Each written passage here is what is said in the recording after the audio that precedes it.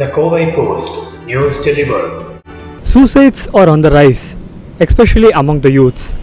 The main reasons, according to the crime records, include academic pressure and love failure. Kovai Post will talk to the youth of the cities on the ways to bring down the high suicide rates. இருக்கிற ஜென்ரேஷனில் நீங்கள் பார்த்தீங்கன்னா suicides நிறையா நடக்குது. So அது ஏன் நடக்குதுன்னு நீங்கள் நினைக்கிறீங்க? அதுக்கான காரணம் என்ன? நிறையா காரணம் இருக்குது. ஃபஸ்ட்டு வந்து எப்படின்னா இந்த லவ் ஃபெயிலியர்ஸ் அதனால.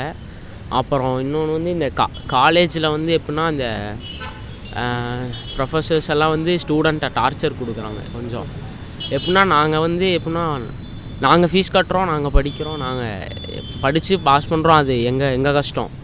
ஆனால் அவங்க ரொம்ப நாங்கள் கரெக்டாக இருந்தாலும் இந்த முடி வெட்டிட்டு வா இந்த மாதிரி நிறையா டார்ச்சர் கொடுக்குறாங்க.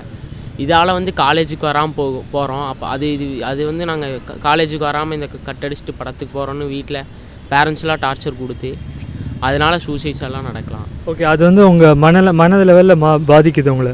கண்டிப்பாக பாதிக்காமல் எப்படி பசங்க சூசைட் பண்ணிக்கிறாங்கன்னா அதுக்கு காரணம் பொண்ணுங்க தான். இந்த லவ் மேரேஜ் அது லவ் பண்ணுறது அது ஆகலைன்னா பசங்க சூசைட் பண்ணிக்கிறானுங்க. பொண்ணுங்க கழட்டி விட்றதுனால பசங்க சூசைட் பண்ணிடுறாங்க. ஸோ அது வந்து உங்களை மன ரீதியில் பாதிக்குதுன்னு நீங்கள் சொல்கிறீங்க? ஆமாம், இவங்க லவ் பண்ணுறாங்க, மேரேஜ் பண்ணிக்க முடியலைங்கிற ஒரு ஆதங்கத்தில் சூசைட் பண்ணிடுறாங்க. அதுக்கு பேரண்ட்ஸ் ஒத்துக்கிறது இல்லை. மோஸ்ட்லி பார்த்தீங்கன்னா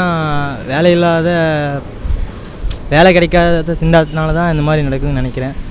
ஏன்னா மோஸ்ட் ஆஃப் த பசங்க இன்ஜினியர்ஸ் காலேஜ் ஸ்டூடெண்ட்ஸ் யங்ஸ்டர்ஸ் எல்லாமே நிறைய பேர் வந்து வேலை கிடைக்காம வெக்ஸில், அதனால தான் இந்த மாதிரி பண்ணுறானுங்க. அப்புறம் சம் பீப்புள்ஸ் பார்த்தீங்கன்னா இந்த லவ் ஃபெயிலியர் அது வந்து அன்வான்ட் திங்ஸ், அது நமக்கு தேவையில்லாது. ஆனால் மெயின் மேஜர் திங்ஸ் வந்து வேலைகள் கிடைக்கிறதில்ல. அவங்க படித்த ஸ்ட்ரீமுக்கு அவங்களுக்கு சரியான ஒரு ஆப்பர்ச்சுனிட்டிஸ் கிடைக்கிறதில்ல. டேலண்ட் இருக்கிற பசங்களும் அதை நல்லா யூஸ் பண்ணிக்கிறதுக்கான சான்ஸ் அவங்களுக்கு கிடைக்கிறதில்ல. அதுதான் என்னோடய ஒப்பீனியன்.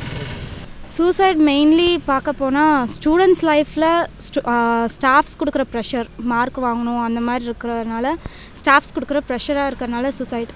கேர்ள்ஸுக்கு ஆஸ் யூஷுவலி அவங்க பாய்ஸ்லனால வர்ற டார்ச்சர், இல்லை வீட்டில் படுத்துகிற டார்ச்சர், இல்லை செக்ஸ் அந்த மாதிரி வர்றதுனால ஸ்டூடெண்ட்ஸ்குள்ளே. அதே மாதிரி பாய்ஸ் எடுத்துக்கிட்டிங்கன்னா நிறையா சீனியர்ஸ் ரேகிங் அதுதான் நிறையா பார்த்துட்ருக்கோம். அந்த மாதிரி மெயின் ரீசன் வந்து லவ் தான். ஃபினான்ஷியல் ப்ளஸ் ஒர்க் டென்ஷன் அதனால் நடக்கிறதுக்கு வாய்ப்பு இருக்குது. லவ் தான்.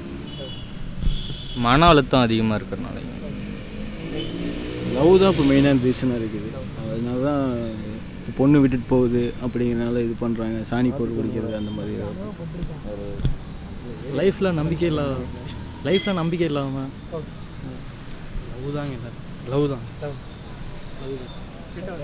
லவ் இப்போ பேசிக்காக பார்த்தீங்கன்னா இப்போ இருக்கிற யங்ஸ்டர்ஸ் எல்லாம் வந்து ஒரு ப்ராப்ளம் அப்படின்னா அதை என்ன எப்படி அனலைஸ் பண்ணி அதை எப்படி சால்வ் பண்ணணுன்ற ஒரு பொறுமை அந்த மாதிரி இல்லை. எதையுமே டக்குன்னு வந்து திங்க் பண்ணி டக்குன்னு டிசைட் பண்ணி ஒரு வெக்ஸான மாதிரி ஒரு சுச்சுவேஷன் அவங்களாம் இது பண்ணி சூசைட் அட்டன் பண்ணிக்கிறாங்க.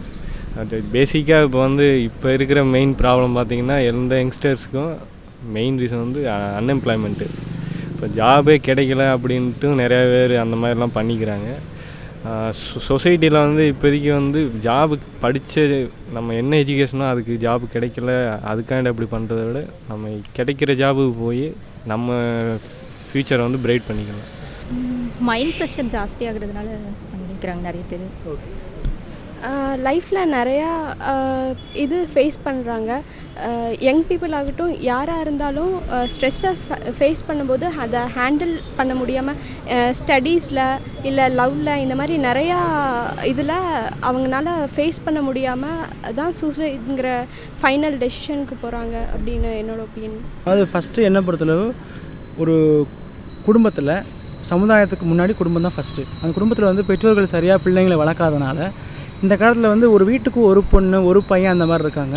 அதனால் சரியான கண்டிக்கிறது கிடையாது. கண்டிச்சா வந்து வெளியே போயிடுறாங்கன்னு ஒரு பார்க்குறாங்க. அதனால் பணம் அப்படிங்கிறது வந்து இன்றைக்கி வந்து பணத்தை தான் பெருசாக பார்க்குறாங்க ஒழிய வசதிகளை பார்க்குறாங்க. ஆனால் வாழ்க்கை முறை வந்து எப்படி நன்னெறி கல்வி அதெல்லாம் சொல்லித்தரது கிடையாது. நல்லா பழக்க வழக்கங்கள், சொந்தக்காரங்க அம்மா அப்பா தவிர மற்ற யாரையுமே அந்த குழந்தைங்க பார்த்தது கிடையாது. இந்த கல்ச்சர் வந்து அந்த மாதிரி அவங்கள மாற்றிடுச்சு. அதே மாதிரி எந்த ஒரு சுச்சுவேஷனையும் அவங்களால தனியாக நின்று சமாளிக்க முடியல. அது சேலஞ்சாக அதை எடுத்துக்க முடியல. ஒரு மோட்டிவாக வில் பவர் அது வந்து இப்போ உள்ள குழந்தைங்களுக்கு யாருக்குமே இன்க்ளூடிங் ஒரு சின்ன ஒரு பிரச்சனை அப்படின்னா அது ஃபேஸ் பண்ண முடியல. ஸ்கூல்னால் ஸ்கூல்லலாம் பார்த்துக்கிறாங்க, காலேஜ் பார்த்துக்கிறாங்க, வேலையும் இப்போ வாங்கி கொடுத்துட்றாங்க. ஸோ வந்து ஒரு பையனோ ஒரு பொண்ணோ படித்து அதுக்கப்புறம் அவனே ட்ரை பண்ணி அவனால் முடிஞ்சு என்ன ஒரு சமுதாயத்தில் வந்து மேலே வர முடியுமா அப்படிங்கிறது இந்த காலத்தில் கேள்விக்குறியாக இருக்குது. என்னுடைய சஜஷன் படி குடும்பத்தில் வந்து ஃபஸ்ட்டு அவங்கள வந்து நல்ல முறையாக வளர்த்து அவங்களுக்கு தேவையானதை வந்து சொல்லித்தரணும். அது நல்ல பழக்க வழக்கங்கள் சொல்லித்தந்தால் மட்டும்தான் வந்து இதை மாற்ற முடியும். அது மட்டும்தான் நான் சொல்கிறேன். அவங்களுக்கு எதையும் ஃபேஸ் பண்ணி இப்போ வர ஜென்ரேஷன் சொல்லப்போனால் எதையுமே தைரியமாக ஃபேஸ் பண்ணுங்கிற ஒரு மென்டாலிட்டியே அவங்களுக்கு இருக்க மாட்டேங்குது. எதுக்கு எடுத்தாலும் சூசைட் அப்படின்னு ஒரு தாட்க்கு போயிடுறாங்க.